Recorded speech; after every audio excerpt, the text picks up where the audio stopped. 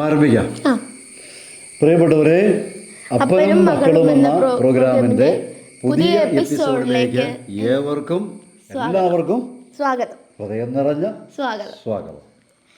പ്രിയപ്പെട്ട കൂട്ടുകാരെ, ഈശോ നമ്മുടെ ദൈവമാണല്ലോ. അപ്പോൾ നമ്മൾ ബൈബിളിലെല്ലാം കാണുന്നുണ്ട്, ഈശോ പ്രാർത്ഥിച്ചു, ഈശോ കരഞ്ഞു, ഈശോ പീഡകൾ സഹിച്ചു, ഈശോ മരിച്ചു. അപ്പോൾ എനിക്ക് അപ്പനോട് ചോദിക്കാനുള്ളത്, ഇങ്ങനെയൊക്കെ ചെയ്യുന്ന ആളെങ്ങനെ ദൈവമാവുന്നേ? അപ്പം ഈ കുഞ്ഞുമക്കളെ ഉദ്ദേശിച്ചുകൊണ്ടുള്ള ഒരു മറുപടിയാണ്. ഒരു തിയോളജിയോ അല്ലെങ്കിൽ ഒരു എന്നാ പറയുന്നത് ഫിലോസഫിക്കലായ ഒരു ആൻസറല്ല. അപ്പം നിങ്ങൾ ഇങ്ങനെ പഠിച്ചു വരുമ്പോൾ സ്വാഭാവികമായും ബൈബിൾ വായിക്കുകയും പ്രായത്തിൽ ഇങ്ങനെ കയറി വരുമ്പം ഇങ്ങനെയൊക്കെയുള്ള ചിന്തകളുണ്ടാകും. അതുപോലെ ഈ കാലഘട്ടത്തിൽ കൂട്ടുകാർ ചോദിക്കും, മറ്റു മതസ്ഥരായ കൂട്ടുകാർ ധാരാളം ചോദിക്കും. അപ്പോൾ അതിന് മറുപടി പറയാൻ അറിയണം. നമ്മൾ വിശ്വസിക്കുന്നത് എന്താണെന്ന് നമ്മൾ അറിയണം. മനസ്സിലായോ? അറിയാതെ വിശ്വസിച്ചിട്ടില്ല. We should have conviction. ബോധ്യമുണ്ടാകണം. ബോധ്യമില്ലെങ്കിൽ എന്നാ പറ്റും? വീണ് പോകും. മനസ്സിലായോ? അതുപോലെ തന്നെ എന്താണ് ക്രിസ്ത്യാനിറ്റിയുടെ ആവശ്യകത എന്താണെന്ന് അറിയണം. മനസ്സിലായോ? അല്ലെങ്കിൽ കുറച്ച് കഴിയുമ്പോൾ അതൊക്കെ ഒരു ഭാരമായിട്ട് വരും. അപ്പോൾ എന്തുകൊണ്ട് ക്രിസ്ത്യാനിറ്റി, എന്തുകൊണ്ട് ക്രിസ്തു, ദ നെസസിറ്റി ഓഫ് ക്രിസ്ത്യാനിറ്റി, ക്രിസ്ത്യാനിറ്റിയുടെ ആവശ്യകത എന്താണ്, ആബ്സെൻസ് ഓഫ് ക്രിസ്ത്യാനിറ്റിയിൽ എന്ത് സംഭവിക്കും, ഈ വക വിഷയങ്ങളൊക്കെ പഠിക്കണം. മനസ്സിലായോ? അന്ധമായിട്ട് ഒരു ലോജിക്കും ഇല്ലാതെ വിശ്വസിക്കരുത്. ഉത്തര കൃത്യമായ ബോധ്യമില്ലാത്ത കാര്യമാണ് പരിശുദ്ധാത്മാവിനോട് പറയണം. എനിക്കത് ഇഷ്ടപ്പെടുന്നില്ല, എനിക്കത് മനസ്സിലാകുന്നില്ല, എനിക്കത് മനസ്സിലാക്കി തരണം. പരിശുദ്ധാത്മാവിനെ എന്നാ വിളിക്കുന്നത്? പാരക്ലേറ്റ്, സഹായകൻ. മനസ്സിലായോ? ഇത്രയും നല്ലൊരു സഹായം നമുക്കുണ്ട്. ആ പരിശുദ്ധാത്മാവിനോട് പറയണം, എനിക്കിത് മനസ്സിലാകുന്നില്ല, എനിക്കിത് ഉൾക്കൊള്ളാൻ സാധിക്കുന്നില്ല, അല്ലെങ്കിൽ ക്രിസ്ത്യാനിയുടെ ആവശ്യകത എനിക്ക് മനസ്സിലാകുന്നില്ല, എനിക്കത് പറഞ്ഞു തരണം എന്നൊക്കെ പറയണം. അപ്പം ഈ കാര്യങ്ങളുണ്ട്. വചനം വായിക്കുമ്പോൾ എപ്പോഴും പരിശുദ്ധാത്മാവിനോട് പറയണം, ഇതിൻ്റെ അർത്ഥം മനസ്സിലാക്കുവാൻ, ഇതിൻ്റെ ആവശ്യകത മനസ്സിലാക്കുവാൻ. ആവശ്യം നിങ്ങളുടെ തലമുറയുടെ പ്രത്യേകത തന്നെ. ആവശ്യമില്ലെങ്കിൽ വിശ്വസിക്കുമോ? ഇല്ല. നിങ്ങൾക്ക് പേടിയുണ്ടോ? എന്നുവെച്ചാൽ ദൈവം ശിക്ഷിക്കുമെന്ന് പറഞ്ഞ് പേടി വല്ലതും ഉണ്ടോ? ഇല്ലല്ലോ. അപ്പം നിങ്ങളുടെ തലമുറയുടെ പ്രത്യേകതയാണ്. നല്ല തുറവിയുള്ള തലമുറയാണ് നിങ്ങൾ. അപ്പം നിങ്ങൾ എന്ത് ചെയ്യണം? ആ തുറവി നിങ്ങൾ ദൈവത്തോട് കാണിക്കണം. മനസ്സിലായോ? അല്ലാതെ പള്ളി പോകാതിരിക്കുക, പ്രാർത്ഥിക്കാതെ, അതുകൊണ്ടൊരു കാര്യമില്ല. ഒരു കൾച്ചർ എന്ന് പറയുന്നത് ലോകത്തിൽ മനുഷ്യരാശിക്ക് നല്ല കൾച്ചറിൽ മാത്രമേ മനുഷ്യരാശി സമൂഹം നല്ല രീതിയിൽ നിലനിൽക്കുകയുള്ളൂ. അപ്പോൾ കൊച്ചിന് ചോദിച്ച ചോദ്യത്തിലേക്ക് വരാം. അപ്പോൾ ഇവിടെ മോള് ചോദിച്ച ചോദ്യം ഇതാണ്: ദൈവം കരയുമോ, ദൈവം പ്രാർത്ഥിക്കുമോ, ദൈവം ഭക്ഷണം കഴിക്കുമോ, ഇങ്ങനെയുള്ള ചോദ്യങ്ങളാണ്. ഇത് മുജാഹിദ് ബാലുശ്ശേരിയെ പോലെയുള്ളവരെ പരസ്യമായി ചോദിക്കുന്ന ചോദ്യങ്ങളാണ്. മനസ്സിലായോ? അപ്പോൾ ഈ മക്കൾ പഠിച്ചു വരുമ്പം അത്തരത്തിലുള്ളവർ അത്തരത്തിലുള്ളവർ അത്തരം ചോദ്യങ്ങൾ ചോദിക്കും. അപ്പോൾ അറിയണം. അപ്പോൾ ഒന്നാമത് നമ്മുടെ കർത്താവിനെക്കുറിച്ച് പറയുമ്പം നമ്മൾ മനസ്സിലാക്കേണ്ട വിഷയം എന്താണെന്ന് വെച്ചാൽ, ഈശോ എന്ന് പറയുന്നത് പ്രവചനങ്ങളുടെ പൂർത്തീകരണമാണ്. അതായത് യഹൂദരുടെ ഗ്രന്ഥം, യഹൂദർക്കാണ് ആദ്യ വെളിപാടുകൾ കൊടുക്കുന്നത്. പഴയ നിയമം കിട്ടുന്നത് യഹൂദർക്കാണ്. അവിടെയാണ് സാർവത്രിക രക്ഷയെക്കുറിച്ചുള്ള സൂചനകൾ, ക്രിസ്തുവിൻ്റെ വരവിനെക്കുറിച്ച് നൽകുന്നത്. അപ്പം ഈ ജെറൂസലേമിൽ നിന്ന്, ഈശോയുടെ കുരിശുമരണത്തിന് ശേഷം ജെറൂസലേമിൽ നിന്ന് എമാവൂസിലേക്ക് ശിഷ്യന്മാർ പോകുന്നുണ്ട്. അപ്പോൾ ആ ശിഷ്യന്മാരുടെ കൂടെ ഈശോയും നടക്കാൻ കൂടുകയാണ്. അപ്പോൾ ഇങ്ങനെ സംസാരിച്ച് വന്നു കഴിയുമ്പോൾ മോശയും പ്രവാചകന്മാരും തുടങ്ങി തിരുവചനത്തിൽ തന്നെക്കുറിച്ച് പറഞ്ഞതെല്ലാം ഈശോ അവർക്ക് വ്യാഖ്യാനിച്ചു കൊടുത്തു. മനസ്സിലായി? അപ്പോൾ അവർക്ക് കാര്യം മനസ്സിലായി. എന്നിട്ട് അപ്പം മുറിച്ചു. അപ്പോൾ തിരുവചനം വ്യാഖ്യാനിച്ച് അതിൻ്റെ അടിസ്ഥാനത്തിൽ അപ്പം മുറിച്ചപ്പോൾ അവർക്ക് എന്ത് മനസ്സിലായി? ഇത് ഈശോയാണെന്ന് മനസ്സിലായി. അപ്പോൾ ഈശോനെ മനസ്സിലാക്കണമെങ്കിൽ വചനം മനസ്സിലാക്കണം. മനസ്സിലായോ? ഈശോ വചനത്തിൽ നിന്നാണ് നമ്മൾ മനസ്സിലാക്കുന്നത്. അപ്പോസ്തലന്മാർ അവരുടെ ജീവിതം കൊണ്ടും അവരുടെ വചനങ്ങൾ കൊണ്ടും നമുക്ക് ഈശോയെ നൽകിയിട്ടുണ്ട്. അപ്പം ഈശോ അവരോട് പറഞ്ഞത് പുതിയ മോശ തുടങ്ങി പ്രവാചകർ വരെ നിങ്ങളുടെ ഇടയിൽ എന്നെപ്പോലെ ഒരാൾ ഉയർത്തും എന്ന് മോശ പറഞ്ഞിട്ടുണ്ട്. അപ്പോൾ അത് അവിടെ മുതൽ പ്രവാചകർ വരെ തന്നെക്കുറിച്ച് പറഞ്ഞു വെച്ചത് ഈശോ അവർക്ക് വ്യാഖ്യാനിച്ചു കൊടുത്തു. അപ്പോൾ യെശയ്യാ 7:14 ഒന്ന് വായിച്ചേ. നമ്മളെടുത്ത് വെച്ചിട്ടുണ്ടല്ലോ, ഒന്ന് വായിച്ചേ. യെശയ്യാ 7-ാം അധ്യായത്തിൻ്റെ 14-ാം തിരുവചനം വായിക്കും. അതിനാൽ കർത്താവ് തന്നെ നിനക്ക് അടയാളം തരും, യുവതി ഗർഭം ധരിച്ച് ഒരു പുത്രനെ പ്രസവിക്കും, അവൻ ഇമ്മാനുവൽ എന്ന് വിളിക്കപ്പെടും. ഇത് കത്തോലിക്ക സഭയോ മാർപ്പാപ്പയോ അല്ല, ഏതിൽ അച്ഛന്മാർ എഴുതി വെച്ചാണ്? ആരെഴുതി വെച്ചതാണ്? യെശയ്യാ പ്രവാചകൻ. എവിടെ ഉണ്ടായിരുന്നയാളാണ്? ജെറുസലേം, യഹൂദരുടെ പ്രവാചകനാണ്. അപ്പം ഇതൊരു കത്തോലിക്കരുടെ കണ്ടുപിടുത്തമാണെന്നോ അല്ലെങ്കിൽ ഏതെങ്കിലും ക്രിസ്ത്യാനിയുടെ കണ്ടുപിടുത്തമാണെന്ന് പറയാൻ പറ്റുമോ? അനേക യഹൂദരെ ക്രിസ്തുവിലേക്ക് കൊണ്ടുവരുന്നൊരു തിരുവചന ഭാഗമാണ്. മനസ്സിലായോ? യുവതി ഗർഭം ധരിച്ച പുത്രനെ കുറിച്ച് അവൻ ഇമ്മാനുവൽ, ദൈവം നമ്മോട് കൂടെ എന്ന് പറയും. മനസ്സിലായോ? അപ്പം ഈ യുവതി ഗർഭം ധരിച്ച, എവിടെ? കന്യക ഗർഭം ധരിച്ചതാണ്. പരിശുദ്ധ മാതാവ് ഗർഭം ധരിച്ചതാണ് ഈശോ എന്ന് നമുക്കറിയാം. ഇനി യെശയ്യാ പ്രവാചകൻ്റെ പുസ്തകം 53-ാം അധ്യായം ഒന്ന് വായിച്ചു. 53-ാം അധ്യായത്തിൽ യെശയ്യാ 53 അല്ലേ? വായിച്ചേ. നമ്മുടെ അതിക്രമങ്ങൾക്ക് വേണ്ടി അവൻ മുറിവേൽക്കപ്പെട്ടു, നമ്മുടെ അതിക്രമങ്ങൾക്ക് വേണ്ടി അവൻ ക്ഷതമേൽപ്പിക്കപ്പെട്ടു. അവന്റെ മേലുള്ള ശിക്ഷ നമുക്ക് രക്ഷ നൽകി, അവന്റെ ക്ഷതങ്ങളാൽ നാം സൗഖ്യം പ്രാപിച്ചു. മനസ്സിലായോ? അപ്പോൾ ഇത് ആരെഴുതി വെച്ചിരിക്കുന്നതാണ്? ഇത് യഹൂദർ എഴുതി വെച്ചിരിക്കുന്നതാണ്. ഇതും ഏതെങ്കിലും സഭാപിതാക്കന്മാരോ വികാരി അച്ഛന്മാരോ അല്ലെങ്കിൽ സുവിശേഷകരോ ഒന്നും വന്നിട്ട് എഴുതി വെച്ചതല്ല. മനസ്സിലായോ? അപ്പോൾ ഈശോയ്ക്ക് മുമ്പേ തന്നെ യഹൂദ പ്രവാചകന്മാർ എഴുതി വെച്ച കാര്യമാണ്. അപ്പോൾ കുരിശുമരണത്തിലൂടെയുള്ള രക്ഷയെക്കുറിച്ച് ആര് സൂചന നൽകിയിട്ടുണ്ട്? ഈ യേശയ്യ 53 അധ്യായം എന്ന് പറയുന്ന അനേക യഹൂദരെ ഇപ്പോഴും ക്രിസ്തുവിലേക്ക് കൊണ്ടുവന്നുകൊണ്ടിരിക്കുന്നതാണ്. മനസ്സിലായോ? ഇനി ഇത് വായിച്ചേ, 10 വായിച്ചേ. അവിടുന്നാണ് അവനെ ക്ലേശങ്ങൾക്ക് വിട്ടുകൊടുത്തത്. പാപപരിഹാര ബലിക്കായി തന്നെ തന്നെ അർപ്പിക്കുമ്പോൾ അവൻ തന്റെ സന്തതി പരമ്പരയെ പരിഹാര ബലിക്കായി തന്നെ തന്നെ അർപ്പിക്കുമ്പോൾ അവൻ തന്റെ സന്തതി പരമ്പരയെ കാണുകയും ദീർഘായുസ്സ് പ്രാപിക്കുകയും ചെയ്യും. മനസ്സിലായോ? അപ്പം ക്രിസ്തുവിന്റെ ഇതാണ് ലോകത്തിന്റെ പാപങ്ങൾ നീക്കുന്ന ദൈവത്തിന്റെ കുഞ്ഞാണ്. ഇനി യേശയ്യ 53:10 വായിച്ച്. അവിടെ നിന്നാണ് ക്ലേശങ്ങൾ വിട്ടുകൊടുത്ത് പാപപരിഹാര ബലിയായി തന്നെ തന്നെ അർപ്പിക്കുമ്പോൾ. മനസ്സിലായോ? അപ്പം ഈശോനെ മനസ്സിലാക്കണമെങ്കിൽ പ്രവചനങ്ങളെ വചനം നമ്മൾ മനസ്സിലാക്കണം. അപ്പോൾ ഈശോ എന്ന് പറയുന്നത് നമുക്ക് മനസ്സിലാക്കുന്നത് പാപപരിഹാരാർത്ഥം വന്നവനാണ്, പ്രവചനങ്ങളുടെ പൂർത്തീകരണമാണ്. ഇനി ഈശോ എൻ്റെ ദൈവമേ എൻ്റെ ദൈവമേ എന്ന് പറയുന്നത് എന്താണ്? സങ്കീർത്തനം പറഞ്ഞ് പ്രാർത്ഥിക്കുന്നതാണ്. മനസ്സിലായോ? അപ്പം യേശു പ്രാർത്ഥിക്കാൻ കാരണം സങ്കീർത്തനം പറഞ്ഞ് പ്രാർത്ഥിച്ചു. അപ്പം പൂർണ്ണ മനുഷ്യനും പൂർണ്ണ ദൈവമായിരുന്നു. അപ്പം ക്രിസ്തു തൻ്റെ ദൈവത്വം വെടിഞ്ഞു എന്നല്ല മാറ്റിവെച്ചു. എന്നിട്ട് മനുഷ്യനായി. എന്തിനാണ്? നമ്മിലൊരുവനായി ഇവിടെ ജീവിച്ചു.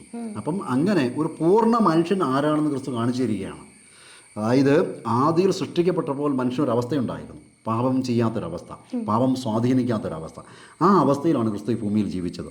അത് സാധ്യമാണെന്ന് ക്രിസ്തു കാണിച്ചു തരികയാണ്. മനസ്സിലായോ? അതായത് നമ്മുടെ പൂർവ്വപിതാവ് ആദവും ഹവ്വായും അവർ സ്വാതന്ത്ര്യത്തെ ദുർവിനിയോഗം ചെയ്തു. ക്രിസ്തു സ്വാതന്ത്ര്യം ദുർവിനിയോഗം ചെയ്തോ? ഇല്ല. അപ്പം അവൻ തൻ്റെ സമ്പൂർണ്ണ ദൈവമായിരിക്കുമ്പോഴും അവൻ ഒരു മനുഷ്യനായി ഇവിടെ പറഞ്ഞു, ശരീരം സ്വീകരിച്ച് ഇവിടെ ജീവിച്ചിട്ട് എന്ത് കാണിച്ചു? മനുഷ്യനായി ഏറ്റവും നല്ല രീതിയിൽ. മനസ്സിലായോ? അപ്പം ഏറ്റവും മാതൃകാപരമായിട്ട് ജീവിച്ച് കാണിച്ചു. അപ്പോൾ ഒരു നല്ല മനുഷ്യൻ, ഒരു ദൈവിക മനുഷ്യൻ എങ്ങനെ ജീവിക്കണമെന്നുള്ളതിൻ്റെ ഏറ്റവും നല്ല മാതൃക ആരാണ്? ഈശോയാണ്. ഞാൻ നിങ്ങൾക്കൊരു മാതൃക മനസ്സിലായോ? അപ്പോൾ കുരിശിൽ തറച്ചപ്പോൾ എന്ത് ചെയ്തു? ഈശോ പറഞ്ഞത് എന്നതാണ്? പിതാവ് ഇവർ ചെയ്യുന്നതെന്ന് ഇവർ അറിയുന്നില്ല, ഇവരോട് ഈശോയുടെ പഠനം എന്തായിരുന്നു? ഈശോ പഠിപ്പിച്ചതാണ് നിങ്ങളുടെ ശത്രുവിന് വിശക്കുന്നെങ്കിൽ ഭക്ഷിക്കുവാനും ദാഹിക്കുന്നെങ്കിൽ കുടിക്കാനും കൊടുക്കുക. അത് പൗലോസ് അപ്പോസ്തലൻ ഈശോയെ കൂട്ടിയതുകൊണ്ട് പറഞ്ഞാണ്. ഈശോ പറഞ്ഞ എന്നതാണ്? ശപിക്കുന്നവരെ അനുഗ്രഹിക്കുക, ദ്രോഹിക്കുന്നവർക്ക് വേണ്ടി പ്രാർത്ഥിക്കുക. കുരിശിൽ കിടന്നുള്ളതാണോ ചെയ്തത്? ഈശോ പ്രസംഗിച്ചതാണ് പ്രവർത്തിച്ചത്. മനസ്സിലായോ?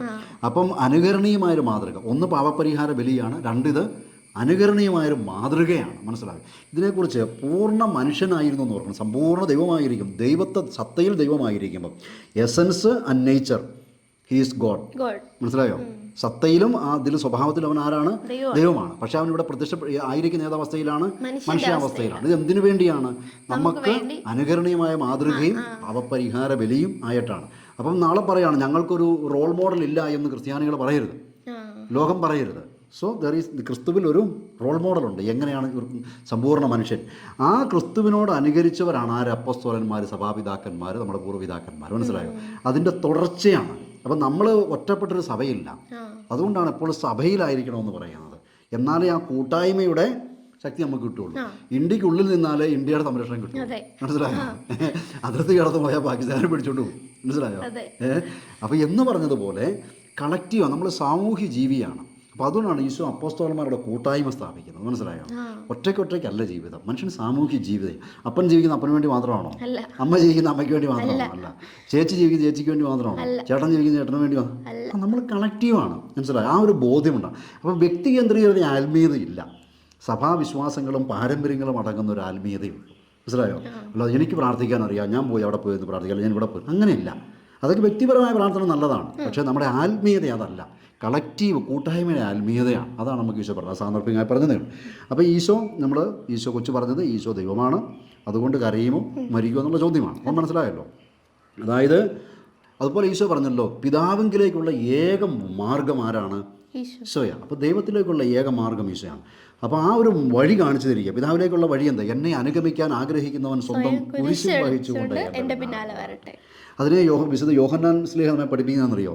ക്രിസ്തു നമുക്ക് വേണ്ടി ജീവൻ ത്യജിച്ചതിലൂടെ സ്നേഹം എന്താണെന്ന് നാമും അവനെ പോലെ നമ്മുടെ ജീവൻ മറ്റുള്ളവർക്ക് വേണ്ടി കൊടുക്കാൻ തയ്യാറാകണം.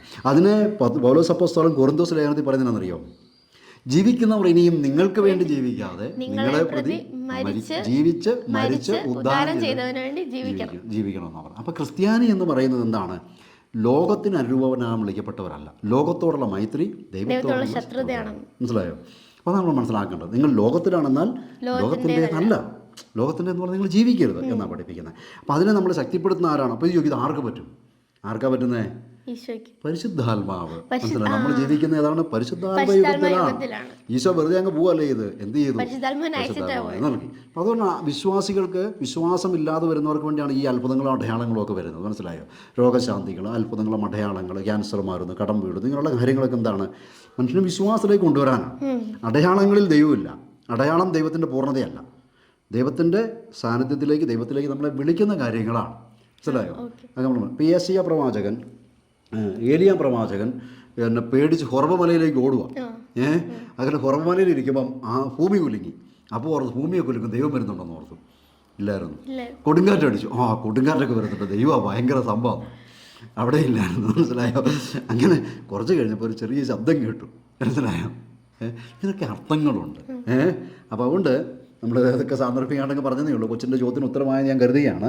ഇനി ഈ സമ്പൂർണ്ണ മനുഷ്യൻ എന്ന് പറയുമ്പോൾ സഭ ആധികാരികമായി പഠിപ്പിക്കുന്ന ഞാൻ കുഞ്ഞിനെ വായിച്ച് കേൾപ്പിക്കാവേ. നമ്മുടെ ഫ്രാൻസിസ് മാർപ്പാപ്പയുടെ ഏറ്റവും അവസാനത്തെ ഇതെന്നതാണിത്?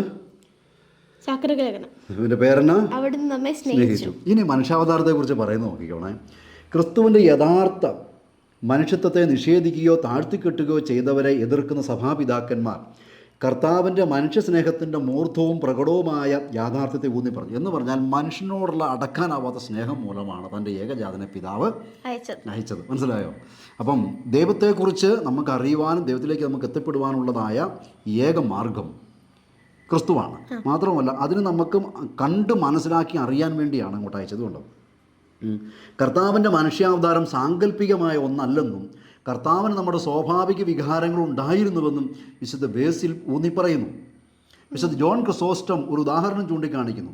നമ്മുടെ സ്വഭാവം അവനില്ലായിരുന്നുവെങ്കിൽ അവൻ ഇടയ്ക്കിടെ ദുഃഖം അനുഭവിക്കുകയില്ലായിരുന്നു. മനസ്സിലായോ? അവൻ കണ്ണീർ പൊഴിച്ചു, അവൻ നെടുവീർപ്പെട്ടു എന്നൊക്കെ പറയുമ്പോൾ എന്താണ്? അവൻ പൂർണ്ണ മനുഷ്യനും കൂടിയായിരുന്നു. മനസ്സിലായോ? അപ്പോൾ ഒരു പൂർണ്ണ മനുഷ്യന് എങ്ങനെ എന്തെല്ലാം വിചാരങ്ങൾ ഉണ്ടാകുമോ? നോക്കി, അവന് വിശന്നപ്പോൾ പിശാച് എന്ത് പറഞ്ഞു? കല്ലുകളെ അപ്പമാക്കും. ദൈവോത്തരനല്ലട, ഒറ്റ വാക്ക് പറഞ്ഞാൽ മതി. അപ്പോൾ എന്തു പറഞ്ഞു? നോ അത് വേണ്ട. പിന്നെ എന്ത് പറഞ്ഞു? ശുശ്രൂഷയ്ക്കൊക്കെ ഇറങ്ങുമല്ലേ, നീ എടുത്തൊക്കെ ചാടി കുറച്ച് അത്ഭുതം പരിപാടിയൊക്കെ കാണിച്ചേ, 4 പേർ നിൻ്റെ കൂടെ കൂടണ്ടേ, ഒന്ന് കുമ്പിട്ട് ആരാധിച്ചേ, ഇച്ചിരി സ്വത്തും പണമൊക്കെ വേണ്ടേ, അല്ലാതെ വല്ല ആൾക്കാർ വല്ല നിന്നെ അനുഗമിക്കുമോ? ഈ ദാരിദ്ര്യവാസിയായിട്ട് ഇപ്പോൾ ഇറന്നതാണേ പുൽക്കൂട്ടിൽ. മനസ്സിലായോ? നീ ജനിച്ചതാണേ പുൽക്കൂട്ടിൽ. ഇങ്ങനെ പോയാൽ വല്ല കാര്യമുണ്ടോ? നീ എടുത്തിയാടി കുറേ അത്ഭുതമൊക്കെ കാണിച്ച് ഈ അപ്പമൊക്കെ കല്ലൊക്കെ അപ്പമാക്കി മാറ്റി തിന്ന് ജഗവക പരിപാടി ഞാനിത് അനൗൺസ് ചെയ്യാം, നീ ചെയ്യാൻ പറഞ്ഞു. ഈശ്വരനെ പറഞ്ഞു ഓർഡറാവണമെന്ന് പറഞ്ഞു. മനസ്സിലായോ? അതായത് ക്രിസ്തീയ ജീവിതം എന്ന് പറയുന്നത് ഒരു അയാഥാർത്ഥ്യമായ ഒരു പ്രശ്നങ്ങളും ഒന്നുമില്ല, പ്രതിസന്ധികളൊന്നും ഇല്ലാത്ത ജീവിതം അല്ലെന്നാണ് ചുരുക്കം. മനസ്സിലായോ? ദൈവത്തിൽ ആശ്രയിച്ചുള്ള എൻ്റെ ദൈവം വിശ്വസ്തനാണ്, എൻ്റെ ദൈവം മതി എനിക്ക്, മനസ്സിലായോ എന്നുള്ളതാണ് പറയുന്നത്. അപ്പോൾ അബ്രഹാം പറഞ്ഞു യഹോവായിരേ, യഹോവ തരും. അവൻ ചോദിച്ചില്ലേ, അപ്പാ നമ്മൾ രണ്ടുമുണ്ട്, പക്ഷേ ബലി കഴിക്കാനുള്ള ആടെന്ത് ചെയ്യും? അത് ദൈവം തരും. ആ തന്ന ബലിയാണ് ആര്? ഈശോ. അപ്പോൾ അബ്രഹാം അവിടെ കൃത്യമായി പ്രവചിച്ചു വെച്ചു. എന്തിനു തരും? ബലിയായി തൻ്റെ പുത്രനെ തന്നെ അവൻ തരും, ദൈവം തന്നുകൊള്ളുമെന്ന് പറഞ്ഞു. മനസ്സിലായോ? അന്നൊരു മുൾപ്പടർപ്പുകൾക്കിടയിൽ ഉടക്കിക്കിടക്കുന്ന ഒരു കുഞ്ഞാടിനെ കാണുകയും. മനസ്സിലായോ? അതായത് അതിനെ നമുക്ക് വേണമെങ്കിൽ ഇങ്ങനെ ചിന്തിക്കാം. ക്രിസ്തു സർവ്വതും സാധ്യമായവൻ ശരീരത്തിൽ തന്നെ കുടുക്കിയിട്ടു. മനസ്സിലായോ? കിട്ടുന്നുണ്ടോ? മനസ്സിലാകുന്നുണ്ടോ? അപ്പം ആ കുഞ്ഞാട് മുൾച്ചെടികൾക്കിടയിൽ ഉടക്കിക്കിടക്കുന്ന നിഷ്കളങ്കനായ കുഞ്ഞാടിനെ അബ്രഹാം കാണുകയാണ്. അത് നമുക്കിങ്ങനെ വേണമെങ്കിൽ ധ്യാനാത്മകമായി പറയാം, പ്രബോധനപരമായിട്ടല്ല, ധ്യാനാത്മകമായി ചിന്തിക്കുമ്പം നമുക്കെന്ത് പറയാൻ പറ്റും? ലോകം തൻ്റെ ദൈവമായിലേക്ക് തൻ്റെ ദൈവത്വം പരിഗണിക്കേണ്ട കാര്യമായി എടുക്കാതെ തന്നെ ശൂന്യനാക്കി നമ്മിലൊരുവനായി പരിമിതിയുള്ളവനായി അവൻ മാറി.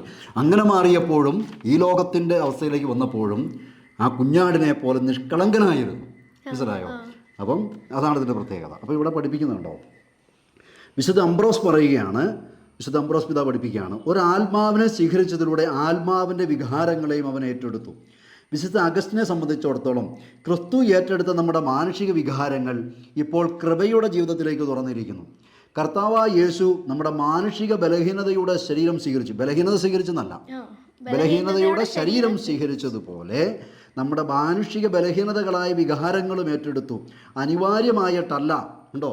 പിന്നെയോ ബോധപൂർവമായും സ്വതന്ത്രമായും. ഇതൊക്കെ സഭയിൽ ഇതിനെല്ലാം ഉത്തരവുണ്ടെന്ന് ഈശോ കരഞ്ഞു എന്തിനാണെന്നൊക്കെ ചോദിക്കുന്നത്. നമ്മൾ വലിയ കഷ്ടപ്പെടേണ്ട കാര്യമൊന്നുമില്ല, ദൈവശാസ്ത്രം പഠിച്ച് കഷ്ടപ്പെടേണ്ട കാര്യമൊന്നുമില്ലെന്നേ. ഇത് ഔദ്യോഗികമായി സഭ നൽകിയിരിക്കുന്നതാണ്. ഇനി നിങ്ങൾ നോക്കിക്കോണം. ഇനി മനുഷ്യാവതാരത്തെക്കുറിച്ച് പറയുമ്പോൾ എൻ്റെ ഏറ്റവും കൂടുതൽ അപ്പനെ ആകർഷിച്ചത് ബെനഡിക്ട് മാർപ്പാപ്പയുടെ ഒരു പ്രയോഗമാണ്. എന്തൊരു മനുഷ്യനായി എന്നുള്ള ചോദ്യമേ. അവിടെ സ്നേഹത്തിന് പിടിച്ചു നിൽക്കാനാവില്ല, അതിർവരമ്പുകൾ. ഇപ്പോൾ ക്രിസ്ത്യാനിറ്റിയുടെ പ്രത്യേകത എന്നറിയാമോ? വെളിപ്പെടുത്തപ്പെട്ട ദൈവമാണ്. അതിൻ്റെ പ്രത്യേകത എന്ന് വെച്ചാൽ ആർക്കും, പക്ഷിക്കും പൂച്ചയ്ക്കും പട്ടിക്കും മൃഗത്തിനും എല്ലാത്തിനും മനസ്സിലാകുന്ന കാര്യമാണ് ക്രിസ്തു പഠിപ്പിച്ചതാ, ദൈവം സ്നേഹമാകുന്നു. അതുകൊണ്ടാണ് യോഹന്നാൻ അപ്പോസ്തലൻ പറഞ്ഞത്, സ്നേഹിക്കാത്തവൻ ദൈവത്തെ കണ്ടിട്ടേയില്ല. മനസ്സിലായോ? നമ്മൾ പരസ്പരം സ്നേഹിക്കുമ്പോൾ ദൈവം നമ്മിൽ വസിക്കുന്നു. അപ്പോൾ ദൈവം സ്നേഹമാണെന്ന് പഠിപ്പിക്കാനാണ് ക്രിസ്തു മനുഷ്യാവതാരം എടുത്തത്. മനസ്സിലായോ? അതും കൂടെ നമ്മൾ മനസ്സിലാക്കണം. അപ്പോൾ എല്ലാ പ്രശ്നങ്ങളുടെയും പരിഹാരം സ്നേഹത്തിലൂടെ പറ്റുള്ളതും കൂടി പഠിപ്പിച്ചാൽ മനസ്സിലായി.